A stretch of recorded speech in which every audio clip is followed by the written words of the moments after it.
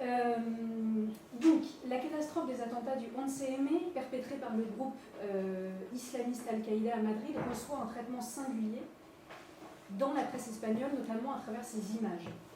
Ces attentats, je le rappelle brièvement, sont commis dans un contexte national particulier, puisque le dimanche 14 ont lieu les élections législatives, et sur le plan international, l'Espagne est engagée dans la guerre en Irak contre la majorité de l'opinion espagnole, le Partido Popular, à la tête duquel se trouve Aznar, ayant opté pour l'alignement sur la politique extérieure américaine de Bush.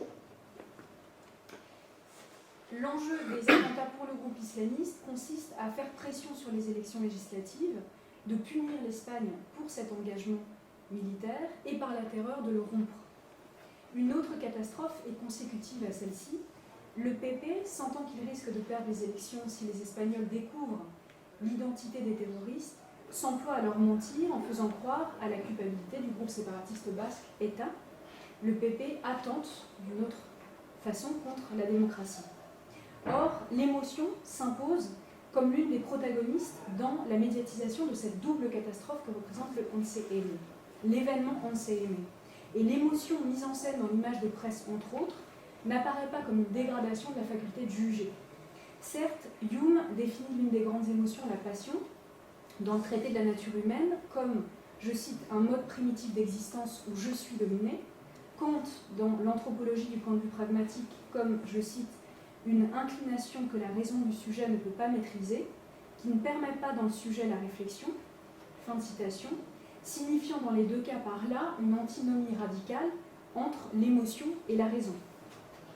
Mais ce que montre notamment la médiatisation de cette émotion est que l'émotion peut être judicative, comme le dit Patricia Paperman, je la cite, une prise de position par rapport à la réalité perçue et comprise en commun, rendant publique l'adoption d'un point de vue évaluatif comme appréciation pertinente d'une situation.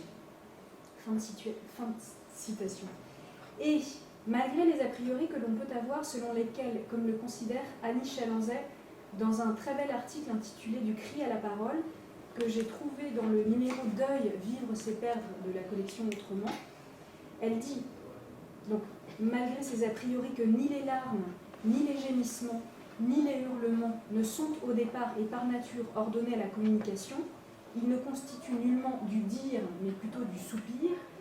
Ces expressions émotionnelles permettent l'expérience communautaire et nécessaire du deuil. À travers cet épisode, l'émotion sous ses diverses modalités, que ce soit souffrance, passion, colère, indignation, rage, mise en scène par la presse espagnole, conquiert une acception peu conventionnelle, celle du pouvoir de juger, notamment de rejeter l'ignominie terroriste. Par ailleurs, l'émotion se métabolise, je reprends le concept que Pedro Cordoba a cité ce matin de métaboler, l'émotion se métabolise, cheminant d'un effroi silencieux et fort clos c'est un terme de Jacques Lacan, au cri le plus puissant de contestation, cri politique, indigné contre le terrorisme et contre les manipulations d'un parti populaire prêt à tout pour gagner les élections. La médiatisation de la catastrophe par la presse espagnole, notamment à travers ses images, suit, comme l'analyse Paul Ricoeur dans Temps et Récit, un rythme ternaire. Selon Jocelyne Archambourg, dans Le temps des événements, et elle reprend cette idée de Ricoeur, un événement, je cite, est un aboutissement. Il est rythmé comme une partition musicale, à 3 temps, le temps de l'émergence, celui de la demande de sens et celui de la reconnaissance. Donc, après le temps initial illogique que montre l'image et qui n'élabore pas de réelle médiation symbolique, où donc l'émotion est incapable de se déployer, une deuxième phase des récits écrits et visuels est mise en place par la presse, la métamorphose d'un espace public en théâtre national de l'expression émotionnelle. L'émotion supplée alors au silence et peut jaillir. La fameuse phrase de Spinoza « Non ridere, non lugere, neque detestari sed intellegere » perd donc de sa véridicité devant la puissance du cri, cri d'émotion, mais cri judicatif et dénonciateur. Enfin, la presse espagnole, dans la dernière grande phase du récit, dès le jour des élections législatives, le 14 mai, met en image la colère des Espagnols contre la désinformation. Une opposition se met en place, notamment le jour qu'on a appelé le jour des portables, à la veille des élections, contre les manipulations du PP. L'émotion médiatisée par la presse espagnole se fait donc prise de position politique par rapport aux événements et surtout vecteur de la repolitisation d'un peuple. Donc je passe au premier point. Le temps de l'émergence, je reprends donc le rythme ternaire de Ricoeur, je vais faire un exposé en 3 temps, et je vais parler 30 minutes, normalement pas plus. Donc le temps de l'émergence, l'impossible production de sens ou la compression de l'émotion. Donc réception face à la catastrophe, première réception. Donc, dans un premier temps, la presse espagnole met le spectateur face à des images qui rendent d'abord impossible un écart, permettant ce que Daniel Dayan, dans les mystères de la réception, appelle la production de sens. Le titre d'un article de Jean-Michel Labadie dans un numéro de la Nouvelle Revue de Psychanalyse consacré au thème du mal, intitulé « La pensée mise à mal par le crime », exprime la problématique dans laquelle se trouvent initialement les médias. Il donne à voir l'insensé. Une scène publique est dévoilée par la presse, exhibant les motifs de la défiguration, de l'éventrement sous la violence du choc terroriste. Par la médiation de la presse, les Espagnols découvrent un espace public aux antipodes du consensuel, comme lieu d'échange rationnel et d'argumentation, tel qu'a pu le définir Habermas, comme espace soustrayant au regard les sentiments privés, la subjectivité en général. La tragédie ici brise la consensualité de l'idée habermasienne d'espace public. On assiste même dans les journaux nationaux reconnus comme El País ou El Mundo au surgissement de la sphère de l'intime, et la formule de intime est euphémistique, à la mise en image de l'apocalypse. Audace de la presse espagnole de publier l'infigurable qui s'affiche dans une obscène figurabilité. La presse opère une sorte de descente dangereuse vers l'origine abjecte du monde. Je reprends ces termes à Camille Dumollier, qui les utilise pour définir l'écriture d'Artaud, justement, de la cruauté. Elle parle donc de descente dangereuse vers l'origine abjecte du monde.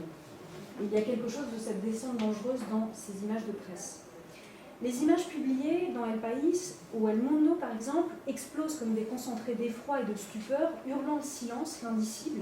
Paradoxalement, l'information n'informe plus, elle exhibe le réel et devient le lieu du jaillissement de la chair du corps abject, violé et mutilé par le terrorisme. Le lecteur est mis au contact par l'intermédiaire de l'image, dans sa spontanéité, sa densité concrète, du plus primitif chaos, mettant le langage en échec. Au-delà du logos, en dehors de toute médiation langagière, symbolique, le lecteur gît dans une sorte d'envers du cosmos. Le spectateur se voit projeté dans un espace psychique d'effroi et de forclusion. Parce que, je cite Marie-Josée Monzin, l'image nous regarde et peut nous engloutir. Et alors que, elle le dit, Marie-Josée Monzin, c'est à distance seulement que se mesure la chance offerte aux yeux et aux oreilles de voir et d'entendre quelque chose, fin de citation, ici, la distanciation et donc l'élaboration psychique paraissent d'abord impossibles chez le récepteur. Ce dernier doit affronter l'en-soi infernal de l'image qui résiste à la médiation.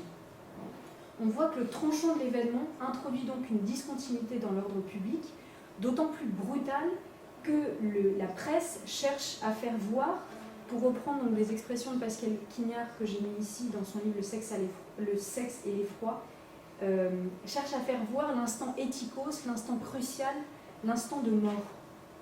Selon Frédéric Lambert, dans Mythographie, la photo de presse et ses légendes, je cite, « La bonne photographie de presse doit traquer l'événement là où il s'agite au moment même de la mort.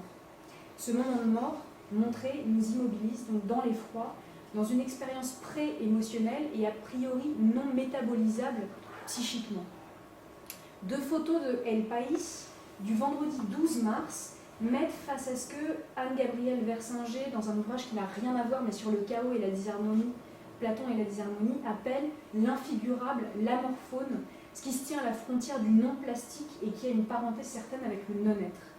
Dans cette première photo du 12 mars, le motif de l'éventration marque chaque élément de la composition de la photographie. L'article qui l'accompagne, enfin le titre de l'article qui l'accompagne, a quelque chose de glacial. Cuatro atentados simultáneos causan una matanza en trenes de Madrid. Et ce titre semble dans une forme de neutralité et d'hyper-objectivité, contourner l'horreur que cette page montre. Les corps démembrés débordent de tous les côtés du train, violés par les bombes, et le train lui-même nous ouvre ses entrailles. Au centre de la photographie, 3 pompiers portant des casques métalliques apparaissent comme une fulgurance du monde réel. Le spectateur affronte vraiment la vision d'un au-delà infernal sans pouvoir s'en distancier. Et cette image, pour reprendre les termes de Frédéric Lambert, nous touche aux frontières de l'indicible, elle nous touche, nous laisse dans l'horreur et s'éloigne ensuite de nous, sans mots pour la dire. Ces images nous font trembler de peur, elles nous révulsent, elles nous coupent la respiration, elles nous laissent muets. C'est dans ce silence que la blessure s'installe, dans ce lieu fort clos. Je ne peux rien en dire, l'image est plus forte que ma raison.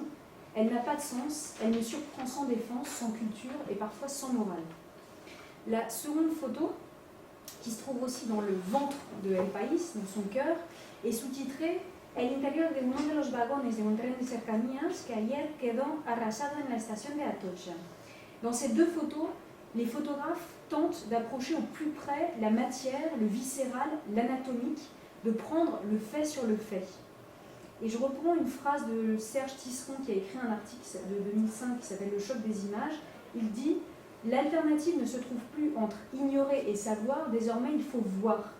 Les images nous sautent aux yeux, elles nous regardent, ça nous regarde. » Fin de citation.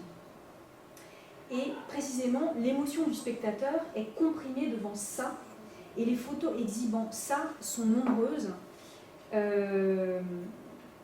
Et en fait, face à ce que Archambault appelle la contingence incompréhensible des événements, donc cette première phase, la presse espagnole, me semble-t-il, vraiment essaye transgresse en fouillant dans les strates archaïques et primitives de l'homme par l'exhibition régressive de la matière anatomique explosée. Et il pose sur les images et nous impose des images avec un regard qui est celui de l'initié, du médecin légiste, qui donc s'impose avec une violence certaine au lecteur profane.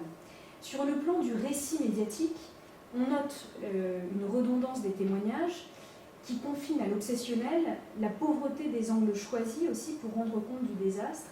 Tous sont significatifs du fait qu'on se trouve à ce moment-là dans ce temps de l'émergence. On ne dépasse pas le stade d'une description, on ne va pas au-delà de l'image. Ce qu'on peut dire toutefois, c'est que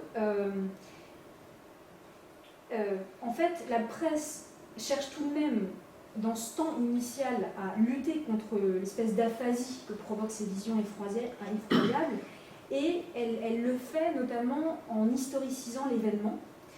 Comme le souligne Archambault, dans l'événement médiatique, l'histoire devient un processus qui se déroule en dehors des historiens et qu'il s'agit d'enregistrer de manière naturaliste. Et en fait, toutes les unes du lendemain de l'événement 11 mai révèlent que les journalistes cherchent à lutter contre le silence initial, contre la compression de l'émotion, en historicisant l'événement.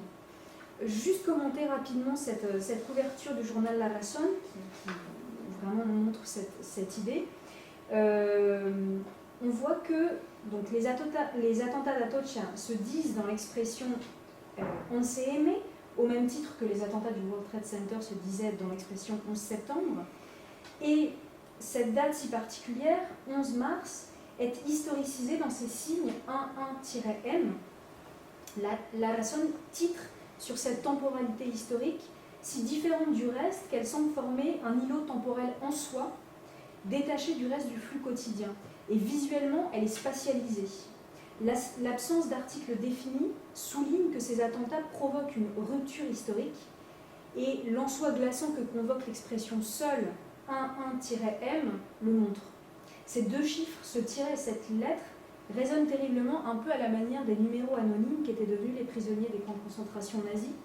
Les attentats ont anonymement touché des victimes, ils ont voulu écraser la personne, la déshumaniser, et ces lettres l'expriment, même si en même temps, ces lettres ne signifient pas seulement déshumanisation, elles incarnent une réaction, et historiciser le 11 mai, c'est aussi lutter contre l'oubli des victimes.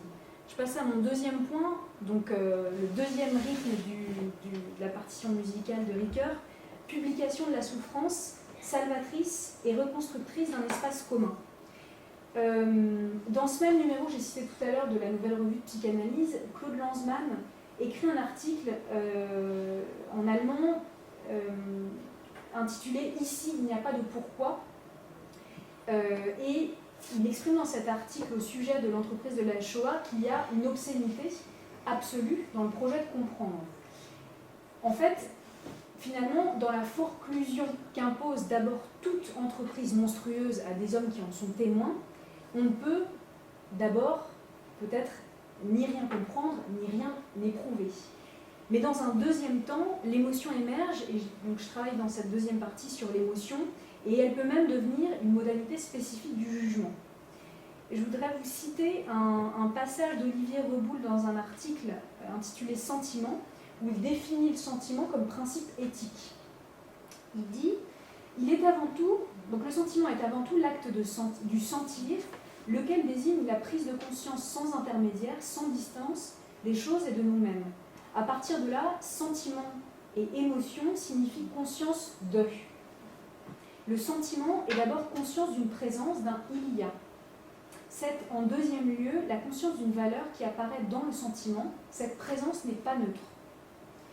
Le sentiment est toujours la conscience d'une existence dont la valeur nous engage d'une certaine manière. » Fin de citation.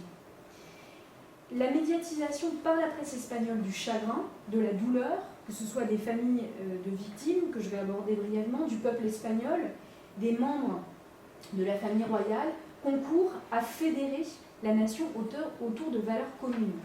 Ces diverses émotions apparaissent comme le dit Patricia Paperman, comme des réactions aux agissements des autres, leur conférant une valeur, les signalant à l'attention publique, adressée aux personnes jugées responsables d'agissements blâmables et à une communauté morale virtuelle partageant le point de vue réprobateur. Fin de citation. Donc l'émotion, représentée par la presse, a une valeur idéalisante qui confère au peuple une dimension morale. À travers la puissance de ces représentations de l'émotion, se construit un sentiment d'appartenance, non seulement à une Espagne comme territoire géographique, mais comme nation démocratique et comme espace fédérateur autour de valeurs partagées. L'émotion n'isole donc pas les individus les uns des autres, elle les rassemble en une communauté politique d'hommes, certes émus, mais juges de la situation et des actes perpétrés. Ainsi, être humain dans une telle tragédie, c'est pouvoir pleurer et pleurer publiquement. La presse médiatise ses cris et ses larmes dans un but précis, être le vecteur du désir des Espagnols d'être ensemble. Donc, après le silence de la stupéfaction et de l'effroi fort clos, du temps de l'émergence, l'émotion reprend ses droits et politise au sens noble et étymologique en fédérant. Donc, je voudrais commencer cette deuxième partie en citant un extrait du même article d'Annie Lanzet dans son article du cri à la parole, où elle explique un peu le rapport de la société actuelle à l'émotion, et elle en vient assurant, mais à la toute fin de la citation, et ça me semble très beau et un peu reprendre les idées dont on a parlé ce matin.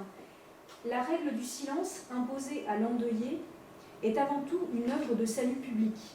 Il vaut mieux laisser les malheureux, les malheureuses, les pleureurs et les pleureuses à l'abri des regards et des oreilles, mettre à l'écart les plus misérables pour éviter d'entendre retentir leurs plaintes et leurs gémissements.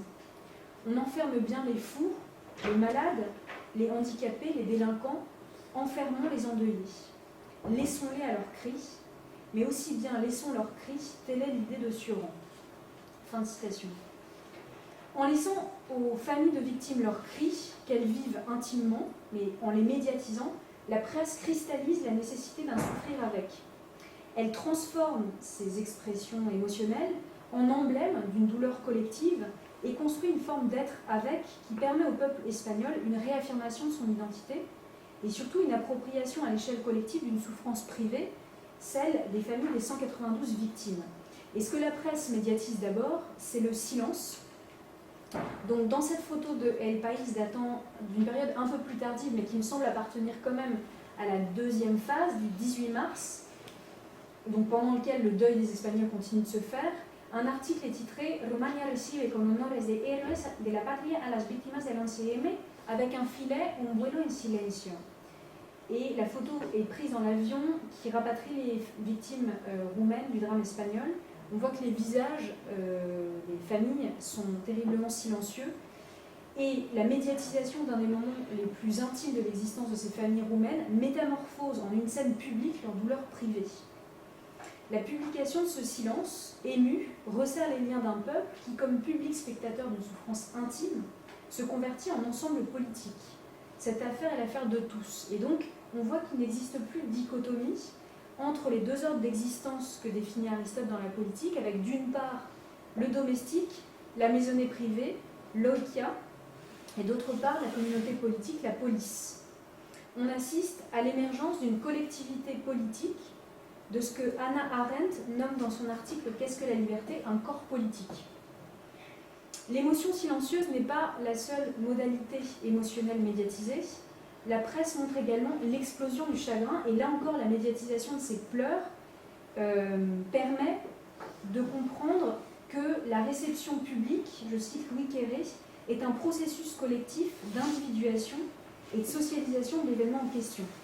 Derrière les photographies de familles effondrées, donc on a celle-là de El Mundo du 17 mars, ou enfin, il y en a plein, hein, mais de celle du ABC du 14 mars, on assiste une nouvelle fois à la transfiguration de la douleur individuelle en signe collectif, à sa symbolisation comme emblème d'une souffrance qui, en s'exprimant par une médiation individuelle, se collectivise. Et c'est voilà. Et ce qu'on peut dire, c'est que par ailleurs, dans l'explosion émotionnelle médiatisée, commence à réémerger du sens. Quoi qu'il en soit, ces photos de pleureurs, de pleureuses de cette tragédie réelle ne laissent pas leur public passif, leur force compassionnelle enclenche chez lui une catharsis libératrice. Le spectateur est invité à prendre part collectivement à un deuil dont il est aussi acteur. Et c'est donc à travers l'émotion, photographiée des familles, que le regard d'une masse de spectateurs se construit politiquement, que le sentiment identitaire d'appartenance se réveille. La presse ne médiatise pas seulement le chagrin des familles, elle médiatise aussi la douleur du peuple espagnol et le chagrin de la famille royale. L'un des moments particulièrement intéressants de ce point de vue est la cérémonie qui a eu lieu 13 jours après les attentats le 24 mars dans la cathédrale de la Almudena, en hommage aux victimes et à leurs proches, et l'émotion à raison du protocole et du caractère hautement conventionnel de cette messe. Ce qui est intéressant, c'est qu'il y a une espèce d'unanimité dans le choix des photographies, que ce sont les mêmes clichés qui apparaissent, que ce soit dans la presse nationale, People, et on voit que Doña Sofía ou le roi Juan Carlos deviennent les représentants d'un deuil vécu par la police entière. C'est en pleurant, finalement, ces symboles publics permettent une catharsis à grande échelle et permettent de fédérer autour de valeurs communes. Le quotidien ABC publie donc, dans son numéro du 25 mars ce cliché de la reine élevée sur un écran géant au milieu de la Puerta del Sol, donc lieu symbolique majeur dans ces événements du 11 D'abord, on voit le besoin dans cette photo des Espagnols de vivre le deuil, non pas chez soi, donc dans l'espace de la maisonnée privée, comme dirait Aristote, mais d'en faire une expérience collective, et c'est médiatisé comme tel. On voit que massivement les gens se regroupent pour faire l'expérience d'un même rejet par l'émotion de la haine. La reine, en pleurant et en étant montrée en train de pleurer, cristallise cette unité. Par ailleurs, les Espagnols, notamment autour de cet emblème politique, semblent ratifier de nouveau le contrat social. Comme le dit Béatrice Frankel dans les écrits de Septembre New York 2001, la cérémonie civique est la scène la plus improbable de la ratification du contrat social à l'origine de tous les contrats. Un autre cas d'émotion, je n'ai pas pris de cliché là, c'est et qui révèle l'émotion comme principe éthique, comme conscience de valeur, comme tout sentiment nous presse d'agir sans délai. Je reprends les termes d'Olivier Reboul que j'ai cités tout à l'heure. C'est le cas des défilés du 11 mars, les défilés qui ont eu lieu dans toutes les grandes villes espagnoles, qui montrent un peuple qui s'affiche avec le même lema, con las víctimas, con la Constitución y para la derrota del terrorismo. En fait, on voit ce vendredi qu'on a appelé vendredi de passion, le public madrilène notamment qui se rassemble, et le public espagnol qui se rassemble et qui devient un sujet unique et monumental, uni contre le fléau du terrorisme. Et on voit que dans la médiatisation, c'est sur un mode émotionnel qu'il est montré, s'engageant et montrant un rejet actif de la haine fanatique. Et ce qui est intéressant aussi, c'est que ces emblèmes de solidarité se substituent progressivement dans la mémoire collective aux photos des corps déchiquetés pour signer la victoire de la paix contre le terrorisme. Et une nouvelle mythographie du 11 mai se dessine, et c'est concomitant avec l'idée que le récit peut enfin reprendre ses droits et une trame logique se tisser de nouveau. Par conséquent, la compréhension n'est pas toujours la première étape rationnelle et légitime dans une catastrophe, non pas intellegere mais pleurer. Les larmes emblématisées peuvent être noblement érigées en symbole d'union nationale, l'émotion rassemble, et en temps de deuil national, le chagrin doit se voir et se pleurer sur la place publique. Il est un signe fécond et actif de la vitalité du refus. Toutefois, ce temps de crise n'a pas empêché les Espagnols de comprendre ni de s'indigner contre leur gouvernement. Donc je passe à ma dernière partie, colère et indignation contre la désinformation du Partido Popular. Donc on voit que l'émotion de la population espagnole face à la catastrophe du 11 mai ne met pas en sommeil sa raison. Elle lui permet au contraire de faire preuve d'un grand réalisme, réaffirmant contractuellement, par la force du vécu communautaire des jours précédant les élections, et aussi par l'acte de voter le 14 mars, sa foi dans la démocratie. Et on voit que le peuple ému se révèle antithétique à la masse molle dont parle Tocqueville dans De la démocratie en Amérique, que le despotisme bienveillant et doux d'un État démocratique tutélaire aurait modelé. Le peuple se défend contre le mensonge, il se gonfle d'une rage propulsive pour protester contre ceux qui ont voulu l'empêcher de, je cite un article de Javier Caño, de protester contre ceux qui ont voulu l'empêcher de decidir su voto con justicia y acierto. La mayoría de los españoles han sabido transformar el dolor y la lucidez en realismo político para decir no a la mentira. Donc, j'ai pas le temps de revenir sur. J'aurais aimé en fait commencer par travailler sur les symboles qui ont essayé d'endormir les facultés de juger des Espagnols, notamment la reprise de ce symbole du lazo negro, qui fait penser, où en fait le Partido Popular et la presse, en multipliant la présence de ce symbole, se sont fait en fait le vecteur de l'anamnèse collective, où elles ont invité à une remémoration inconsciente de la portée de ce ruban noir et de son histoire à l'échelle collective. Il est porteur d'une généalogie, d'une mythographie qui invitait le peuple espagnol à associer l'auteur des attentats à la tragédie l'auteur de la tragédie à ETA. Malgré tout, malgré ces tentatives d'endormissement du Partido Popular, les Espagnols se rebellent, notamment dès le jour des portables contre le Partido Popular, sans pour autant nourrir de sentiments irrationnels menant à la crise civile. Leur émotion, aiguisée par l'indignation d'avoir été trompée, devient un moyen pour rétablir les valeurs démocratiques. La communauté politique, contrairement à ce qui s'est passé le 11 septembre, se désolidarise de son gouvernement et vote pour la démocratie contre la corruption.